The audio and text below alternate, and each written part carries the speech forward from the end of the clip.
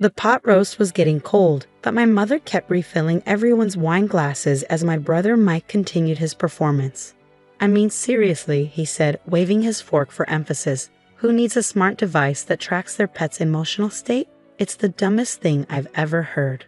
My name is Sophie Chen, and at 29, I just sold my pet tech company, Pawprint AI, to Google for $4.2 billion.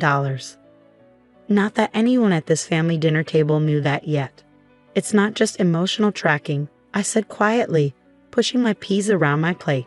"The AI can predict health issues before they become serious, potentially saving pets' lives." Mike rolled his eyes. "Right, because what the world really needs is more hypochondriac pet owners. Tell me, how many of these magical collars have you actually sold?" I took a sip of water, thinking about the confidentiality agreement sitting in my laptop bag. The acquisition wouldn't be announced until market open tomorrow, but the numbers were staggering: 12 million units sold in the past year alone, with a waiting list twice that long. "Sales are going well," I said simply. "Going well?" Mike snorted. "Is that why you're still driving that beat-up Honda and living in that tiny apartment? Face it, Sophie, you should have stayed in investment banking like me. At least then you'd have something to show for all those genius grades you got in college."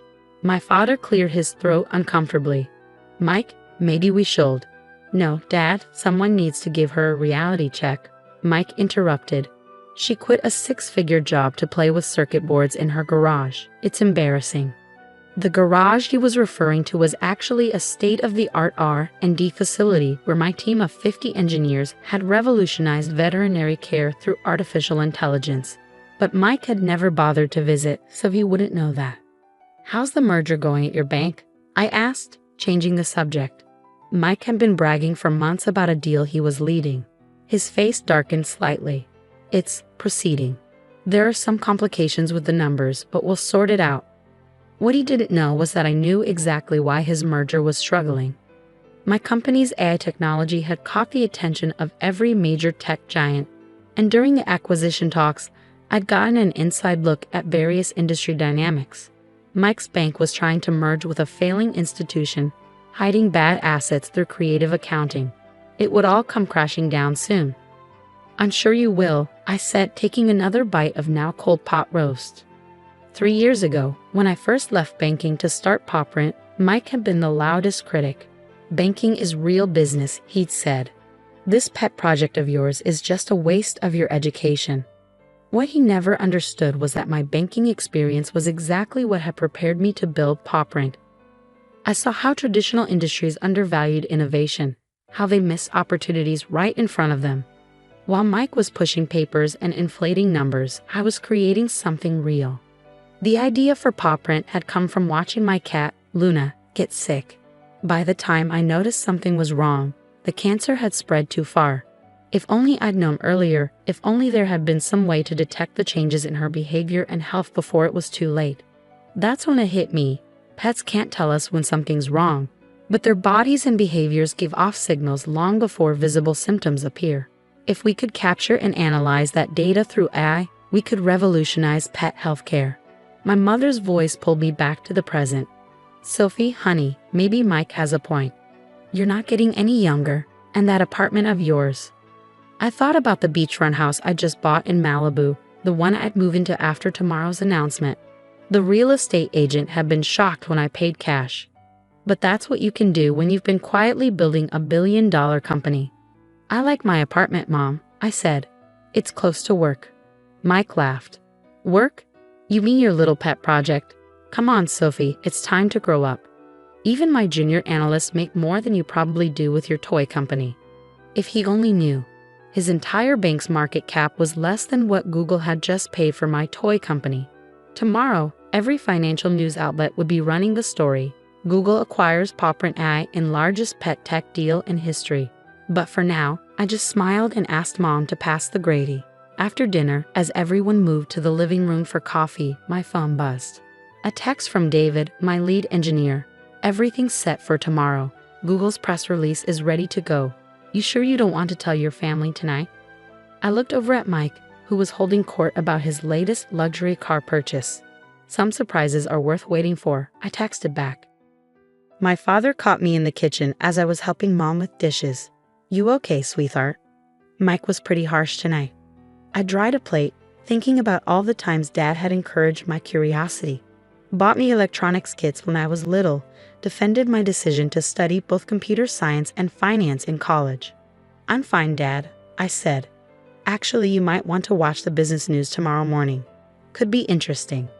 He gave me a curious look but didn't press further. Dad had always been good at keeping secrets. As I drove home that night in my beat-up Honda, which I kept because it was the last gift Luna rode in before she passed, I thought about how everything would change tomorrow. The money didn't matter so much. I've been effectively a billionaire on paper for months as the acquisition talks progressed. What mattered was finally being able to step out of the shadows, to show my family and the world what I built. My phone buzzed again. Another text, this time from Sarah Kim, my attorney. Final paperwork is complete. The merger Mike's working on just got flagged for regulatory review. Timing couldn't be better. I smiled, thinking about tomorrow's board meeting at Mike's bank. He'd be trying to explain why he missed the red flags in his merger targets books right around the time my face would be appearing on CNBC. Sometimes the best revenge isn't about proving people wrong. It's about proving yourself right. The morning of the announcement, I woke up early and made coffee in my modest apartment. The view of Silicon Valley from my balcony was particularly beautiful today, or maybe that was just my mood. My phone started buzzing at 6:30 a.m. First CNBC, then Bloomberg, then what felt like every financial journalist in the country. They all seen the press release. Google acquires Pawprint AI for $4.2 billion, marking largest pet tech acquisition in history. I declined the interviews for now. There would be time for that later. Instead, I turned on CNBC and waited. At 7:45 a.m., my face appeared on the screen alongside the acquisition headlines. Within minutes, my phone exploded with notifications. First was Mom, Sophie? Is this real? Call me. Then Dad. I knew it. So proud of you, sweetheart. Mike's name was notably absent from my notifications. I drove to Pawprint headquarters, where my team was gathering for the announcement. As I walked through the office, people were hugging, crying, celebrating. Many of them had taken equity instead of higher salaries when they joined. They were all millionaires now. Ms. Chen, my assistant Rachel, called out, "Your brother's bank is trying to reach you. Apparently, they're interested in investment opportunities." I smiled. "Tell them to contact Google's corporate development team. We're a subsidiary now." The irony wasn't lost on me. 3 years ago, when I was trying to raise my first round of funding, I'd approached Mike's bank. He'd laughed me out of the building, telling me to come back when you have a real business plan. Now his bank was desperate for a piece of the action, but it was too late. The same day my acquisition was announced, news broke about the troubled merger Mike had been working on. The target company's books were worse than anyone had realized. His bank stock was in freefall. Around noon, my mother showed up at the office, tears in her eyes. "Why didn't you tell us?" she asked, hugging me tight. "All this time we thought." "You thought what, Mom?" "That I was failing. That Mike was right about me wasting my potential." She had the grace to look embarrassed. "We just worried about you, working all those hours, living so modestly when you could have had such a comfortable life in banking." I led her on a tour of the office, showing her the labs where we developed our AI technology, the walls covered in thank you letters from pet owners whose animals' lives had been saved by our early detection system. "I am comfortable, Mom," I said. "I've been comfortable for a while. I just didn't need to show it off." My phone buzzed. Mike was finally calling. I let it go to voicemail. Later that afternoon, I had my first official meeting with Google's executive team. They wanted to discuss expansion plans, integration strategies, and my role going forward. I'd be leading their new pet technology division with a significant budget and autonomy. As I left the Google campus, another voicemail from Mike. "Sophie, we need to talk. This merger situation. I could really use your help. Your exit is all anyone's talking about. Maybe you could put in a good word with some investors." I thought about all the family dinners where he belittled my work, all the times he dismissed my company as a cute hobby. Now he wanted my help. When I got home that evening, I found him waiting in my building's lobby. "How did you get in here?" I asked, though I knew the answer. He was still my emergency contact. Something had need to change. "Sophie, please," he said, following me to the elevator. "My career is on the line here. The merger's falling apart. Our stock is tanking, and you're suddenly the golden child of Silicon Valley. You have to help me." I turned to face him. "Have to? Like you had to mock my ridiculous gadget at dinner last night? Like you had to tell everyone I was wasting my life?" "I was wrong, okay," he snapped. "Is that what you want to hear? You're the brilliant one, the successful one. Now can we talk about how you're going to help your brother out of this mess?" We reached my floor, and I stepped out of the elevator. "No, Mike, we can't. Because this isn't about brilliance or success. It's about respect. You never respected me, my work, or my choices. You thought success only looked one way, your way. Now you're learning otherwise, and that's a lesson you need to experience fully." "What are you saying?" "I'm saying good luck with the merger, Mike. I hear Google's corporate development team gives excellent feedback on due diligence practices. You might want to look into that." I closed my apartment door on his protests, finally checking my other messages. The acquisition had made me the youngest self-made female billionaire in tech. Magazine covers were already being planned. Speaking requests were flooding in. But what made me happiest was an email from a pet owner in Ohio. "Your device caught my dog's heart condition 3 months before any symptoms showed. The vet says if we'd waited, it would have been too late. You saved his life. Thank you." I clicked over to my real estate agent's website, looking at the Malibu house I bought. The movers were coming next week. Maybe I'd invite the family over for dinner once I was settled. Show them what their failing daughter had really been up to all these years. But first, I had a company to run and lives to save.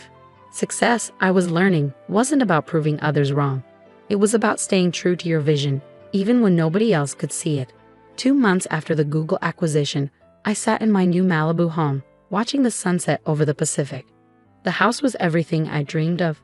Modern, spacious, with a dedicated room for Luna's old things and a wall of thank you letters from Pawprint users. My phone buzzed, another text from Mike. "The merger's officially dead. Board meeting tomorrow to discuss leadership changes. Please, Sophie, I need your help." I set the phone down without responding. Mike's bank had lost billions on the failed merger, and heads were rolling. According to industry gossip, his position was particularly precarious. The doorbell rang. It was Mom and Dad coming for their first visit to my new home. "Oh, honey," Mom gasped as she walked in. This is incredible." Dad just smiled, walking straight to my wall of letters. "These are what matter, aren't they?" he said, reading the stories of pets saved by Pawprint's early detection system. "They are," I agreed. "The money's nice, but this is why I built it." We sat on the terrace for dinner, prepared by the private chef I'd hired, one luxury I decided to allow myself. As we ate, I could see Mom struggling with something. "Mike's in trouble, isn't he?" she finally asked. "His choices put him there, Mom. Not me. But you could help him. With your connections now." I set down my fork. "Mom, do you remember last Christmas? When Mike spent the entire dinner telling everyone how I was throwing my life away? How I'd never amount to anything in real business?" She nodded slowly. "The whole time he was saying that, I was in final negotiations with Google. I was already worth billions on paper. But instead of telling him that, I sat there and took his abuse. Do you know why?" "Why?" Dad asked quietly. "Because I wanted to see who he really was. Not who he pretended to be when he needed something, but who he was when he thought I had nothing to offer him." The next morning, I drove to Mike's bank for the board meeting. Not to help him, but because Google was considering acquiring some of the bank's technology assets in the wake of the failed merger. As the new head of special projects, I'd be leading the evaluation. Mike was waiting in the lobby, looking like he hadn't slept in days. "Sophie, thank God," he started, but I held up a hand.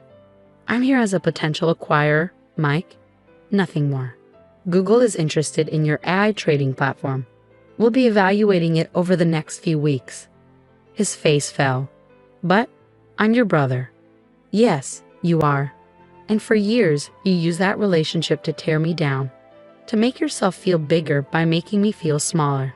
Now that the tables have turned, you want to use that same relationship to save yourself." I said I was sorry.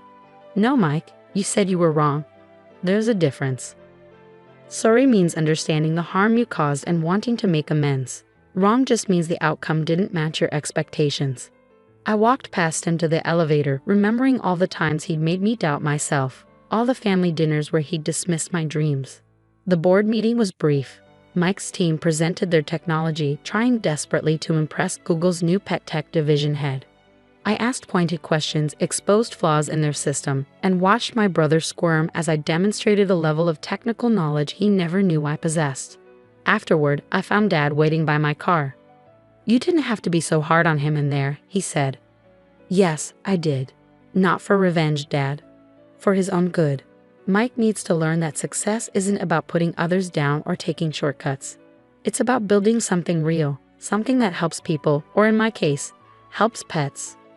Dad nodded slowly. You remind me of your grandmother. She built her business from nothing, faced all kinds of discrimination, but never lost sight of why she was doing it." I smiled, thinking of Grandma Chen and her fierce determination. She'd been the first to invest in Pawprint, writing me a check and saying, "Make something that matters." That evening, I sat in my home office, reviewing acquisition proposals for Google.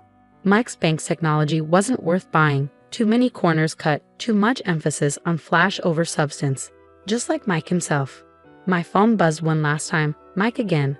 I get it now. I really do. I'm sorry, Sophie. Not because I was wrong, but because I hurt you. Can we talk? Really talk?" I stared at the message for a long time, thinking about family and forgiveness and what really matters in the end. "Coffee tomorrow," I texted back. "My office at Google.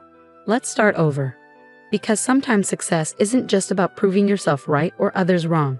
Sometimes it's about showing others a better way forward, even if they have to fall first to see it. As I looked out at the ocean, I thought about Luna, whose illness had inspired all of this. On my desk sat her old collar, now retrofitted with the latest version of Pawprint's technology. It wouldn't bring her back, but it was saving thousands of other pets every day.